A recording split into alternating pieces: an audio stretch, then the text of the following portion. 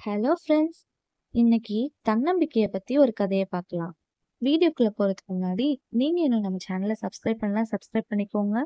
கூட bell ஐகானையும் click பண்ணிக்கோங்க. அப்பதான் நான் போடுற வீடியோஸோட நோட்டிஃபிகேஷன் உங்களுக்கு உடனுக்குடனே வரும். வாழ்க்கையில் வெற்றி பெற்ற மனிதர்களின் வரலாறுகளை புரட்டி பார்த்தால், வெற்றிக்கு முதல் மூலதனமாக இருப்பது அவர்களுடைய தன்னம்பிக்கை தான்.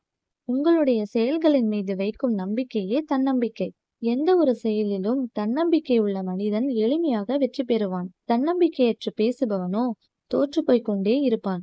வாழ்க்கையிலேயோ அல்லது எந்த ஒரு காரியத்தையோ தொடங்குவதற்கு முன்பு இது சரியாக வராது என்று எண்ணினால் எப்போதுமே நம்மால் வெற்றி இலக்கினை அடைய முடியாது. நாம் சாதிக்க முடியும் என்று மனதில் தன்னம்பிக்கை வளர்த்து கொண்டாலே போதும். நிச்சயமாக நாம் எடுத்த காரியத்தில் சுலபமாக வெற்றியை அடையலாம்.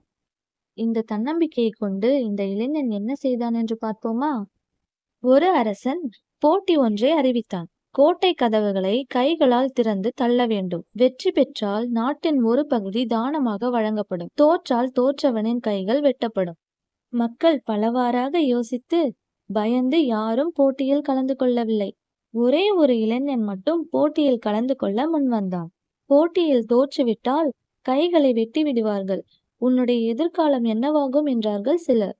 அதற்கு அந்த இளைஞன் சொன்னான், ஐயா, வென்றால் நானும் ஒரு அரசன், தோற்றால் கைகள் தானே போகும், உயிரில்லையே என்று கூறிவிட்டு கோட்டை கதவை இளைஞன் தள்ளினான்.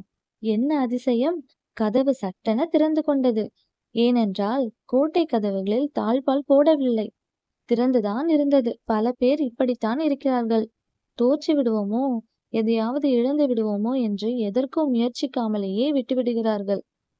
அனைவரும் அறிந்த முயலாமை கதையில் முயலின் தோல்விக்கு முயலாமையே காரணம். எந்த சூழ்நிலையையும் எதிர்த்து நிற்கலாம் தன்னம்பிக்கையும் துணிச்சலும் இருந்தால். இந்த வீடியோ உங்களுக்கு பிடிச்சிருந்தா லைக் பண்ணுங்க, ஷேர் பண்ணுங்க, சப்ஸ்கிரைப் பண்ணுங்க. தேங்க்ஸ் ஃபார் வாட்சிங்.